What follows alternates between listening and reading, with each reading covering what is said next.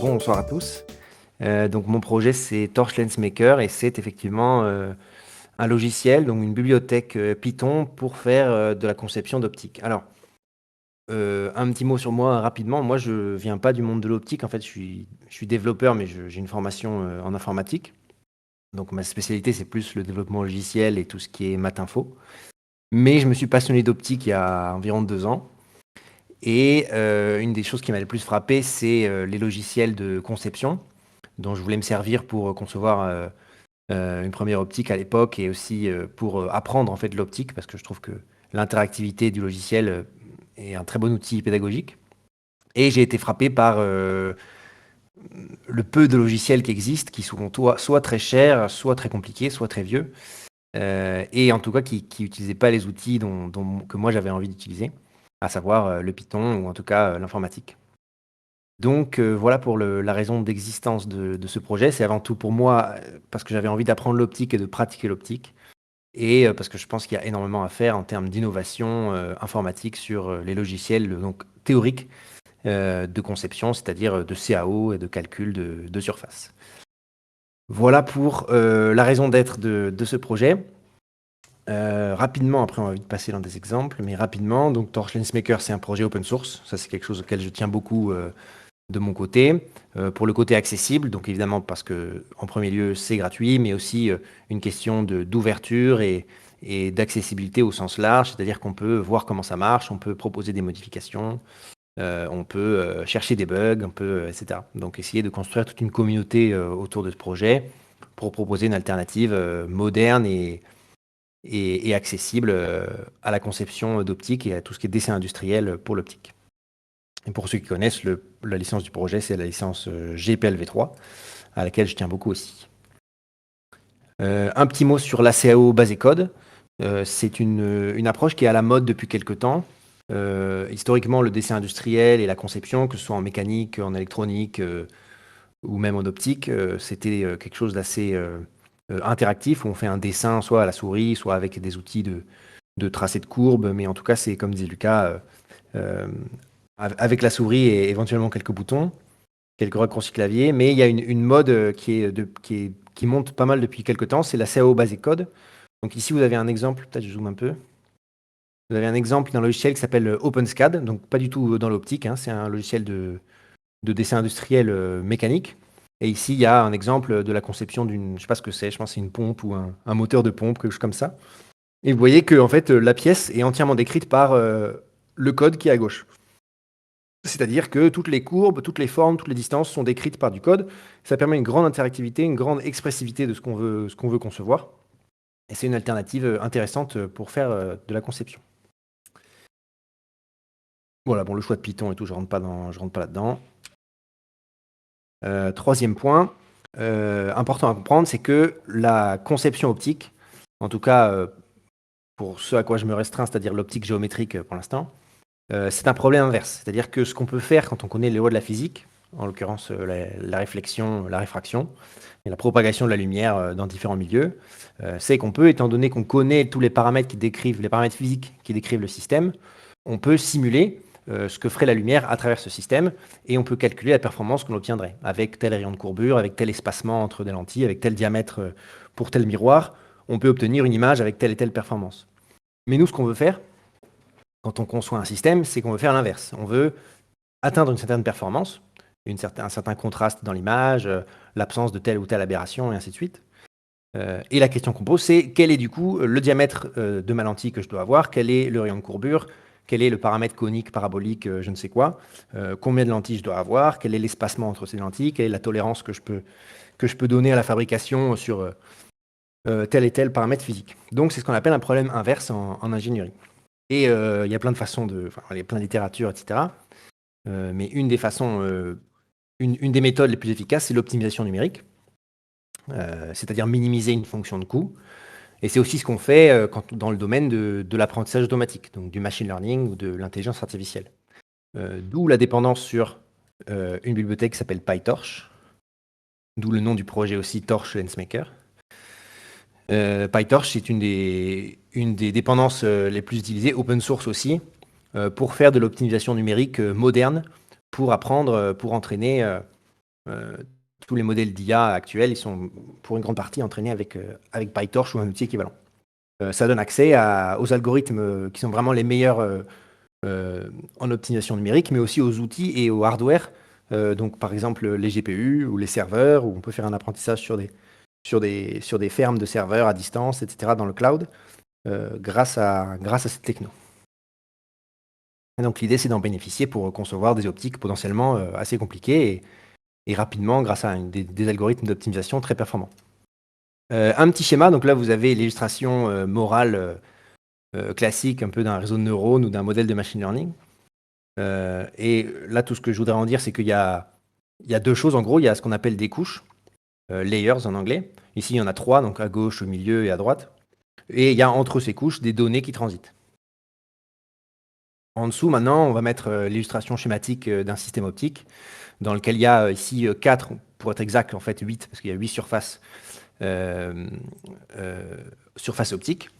Et il y a entre ces couches des rayons lumineux qui transitent. Et donc cette analogie, elle est pas juste amusante, c'est aussi effectivement un peu l'idée qui est au cœur du projet, c'est-à-dire de dire que comme on le fait quand on fait de l'apprentissage automatique, on empile des couches qui ont chacune leurs propres caractéristiques et leurs paramètres, et ensuite on fait transiter les données à travers, et c'est à travers ce modèle qu'on calcule une fonction de coût qu'on va minimiser. En fait, en optique, on peut faire pareil. On peut avoir des briques de Lego qu'on empile sous forme de couches. Ici, ce sont différentes surfaces avec chacune leurs paramètres et leurs rayons de courbure et leur forme. Et ce qui transite à travers, c'est pas pour le coup des données qui correspondent par exemple des images ou de l'audio ou ce qu'on peut faire en IA. Mais ici, c'est nos rayons de lumière quand on fait notre lancer de rayons.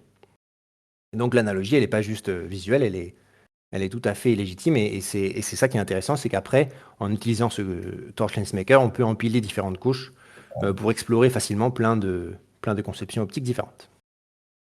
Voilà, on passe aux exemples. Premier exemple, une lentille simple. Vraiment l'exemple le plus simple qu'on peut imaginer. On va être là, ok. Pareil, je vais zoomer un peu. Dites-moi s'il faut zoomer plus.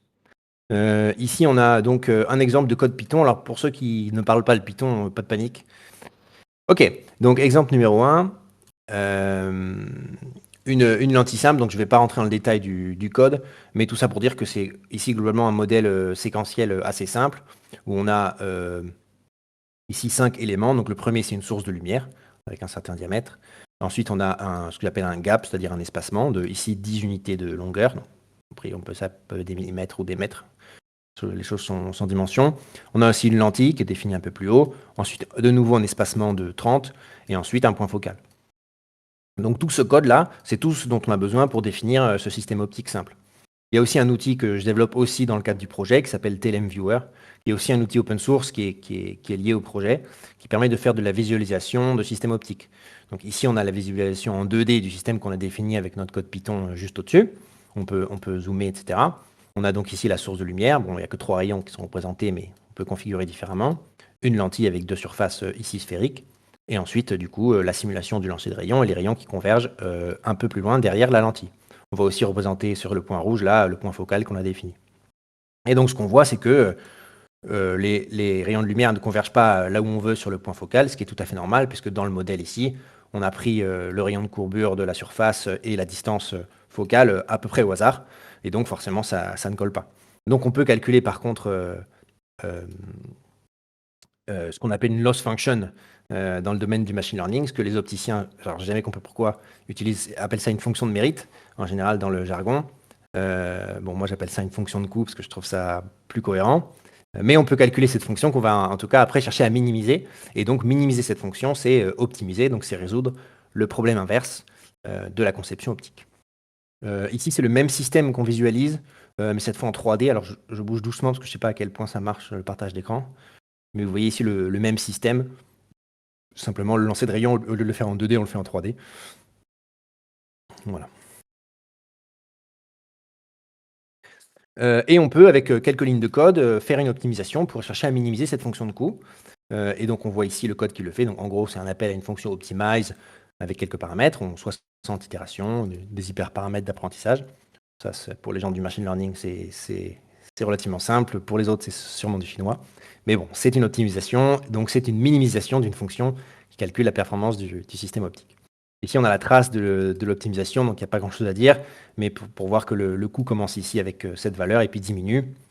Et on voit aussi qu'il arrive pas jusqu'à 0, ce qui est dans ce cas-là cohérent avec ce qu'on sait de l'optique géométrique théorique, puisqu'on sait qu'avec deux surfaces sphériques, on ne peut pas avoir une convergence parfaite sur un point.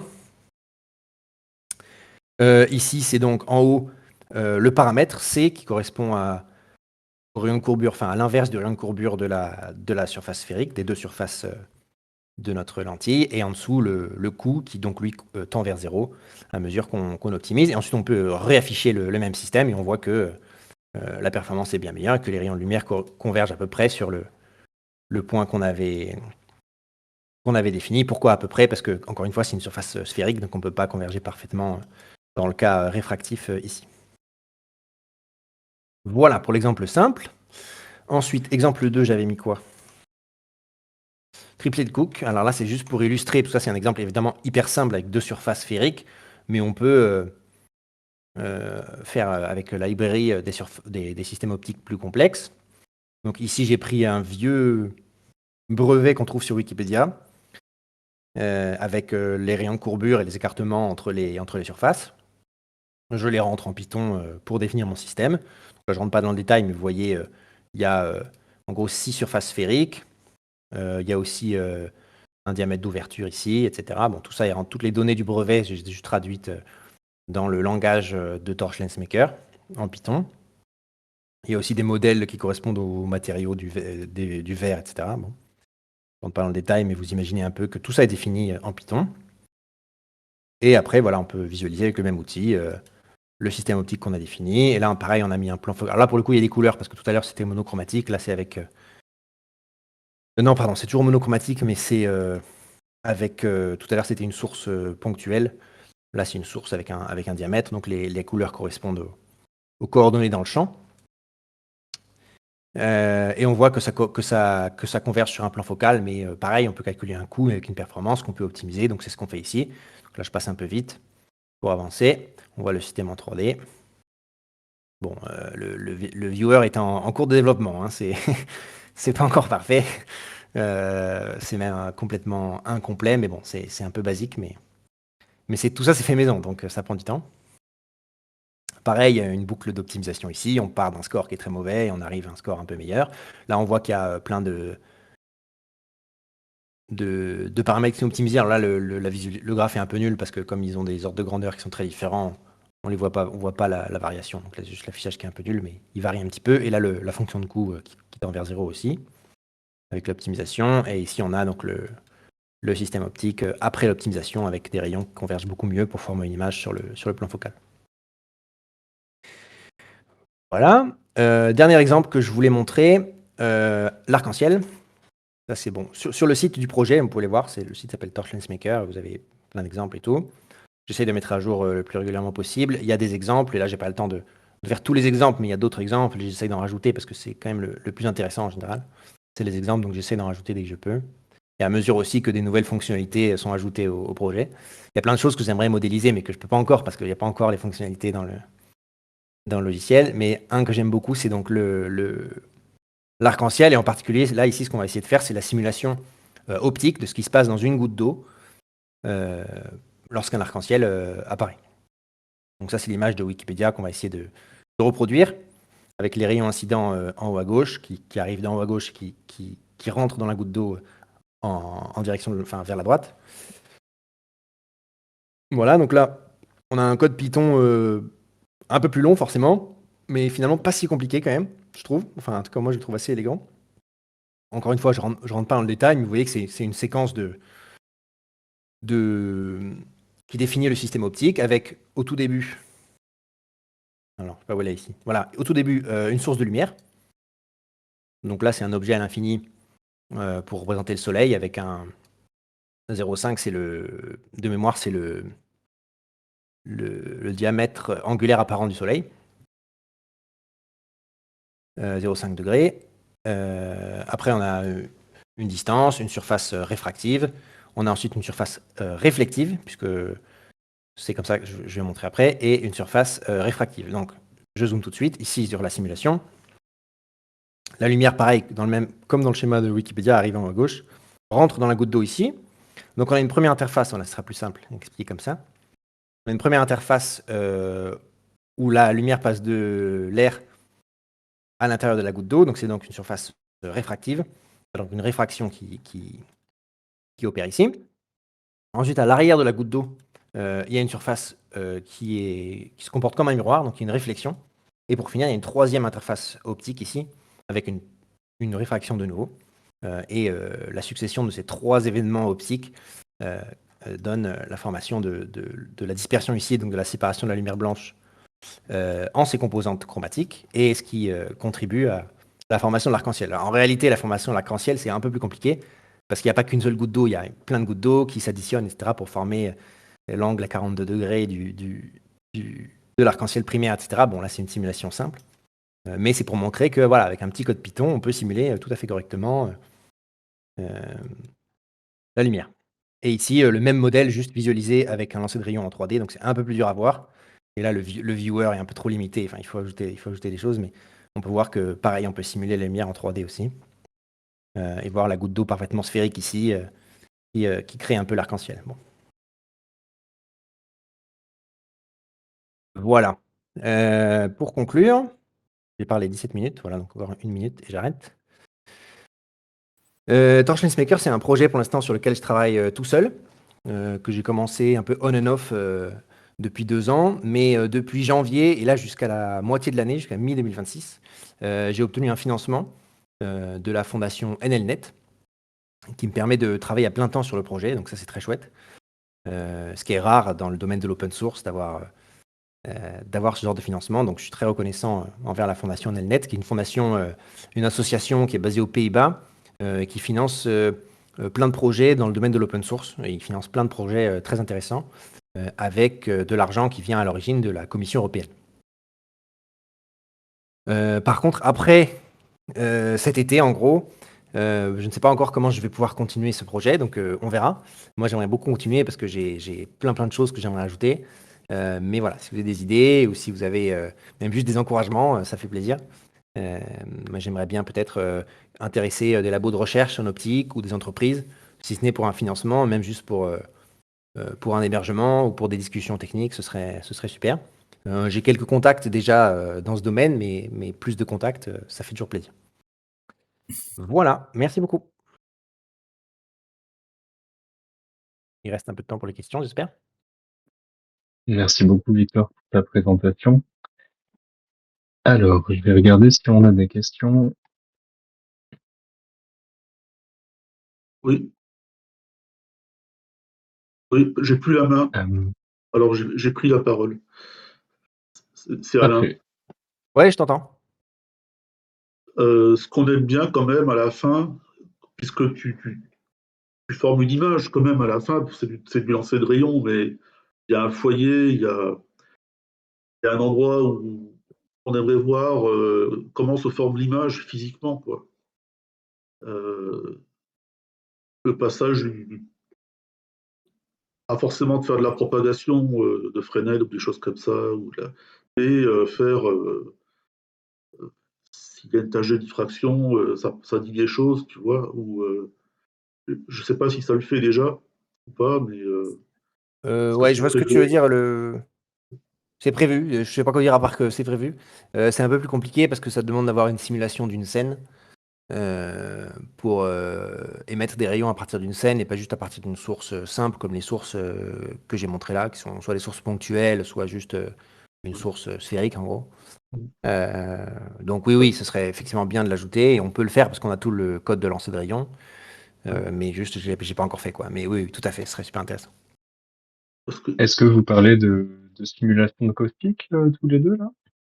Ou, ou c'est Non, je pense encore autre que moi, chose? ce dont enfin, je vais répéter la question pour voir si j'ai bien compris du coup. ouais. Moi, ce que j'ai compris dans la question, c'est est-ce que il est possible de faire une simulation carrément d'imagerie, quoi, de formation d'image sur le plan focal, Ah oui, d'accord. Ouais. pour voir à quoi ressemblerait l'image à travers telle optique, quoi. Alors, Moi, j'ai répondu à cette avant question. ça, avant ça quand même, c'est la fonction de transfert ou enfin, c'est la tâche de diffraction associée à une source ponctuelle déjà. Ou aussi, Oui, par oui. exemple, en astronomie, on peut faire un Foucault avec un prisme illuminé, par exemple, et tu mets ton faisceau sur l'arête, et ça te coupe le faisceau, quoi, hein. Et si tu fais du tracé de rayon, la simulation va pas être exacte, en fait, ou pas tout à fait exacte, et à un moment donné, il faut changer de modèle, quoi. Je veux dire, c'est juste ça, quoi. À un moment donné, le tracé de rayon ne suffit plus à rendre compte de la physique, de la réalité, quoi. Ah ouais, tout à fait. Ah, c'était juste une remarque comme ça. Je vois que Pollux, il parle de spot diagramme, c'est un peu pareil, quoi. Une fois que tu as le spot diagramme, tu n'es plus très loin de pouvoir peut-être calculer une tâche, enfin la tâche de diffraction avec des aberrations et des choses comme ça, quoi. Ouais. C'est juste une remarque, hein.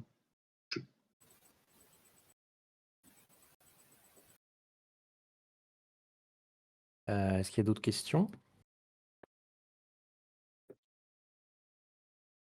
Moi, j'ai pas de questions directement. Je dirais juste que effectivement, vous pouvez soutenir les projets open source, soit en les republiant ailleurs, soit même en les sponsorisant via GitHub pour donc les aider à vivre dans le temps, et que c'est assez important d'encourager ce type d'initiatives qui tendent à créer du commun. Merci Victor pour la présentation. Bah, merci à toi et merci pour ton soutien indéfectible. Mmh. Effectivement, moi, Euh, je suis tout seul sur le projet là pour l'instant et autant j'adore et je pense que je suis plutôt bon à faire de la R&D et à avancer, autant, il faut aussi parler du projet et il faut aussi, communiquer donc pour ça, c'est pas forcément mon point fort mais je fais tous les efforts possibles.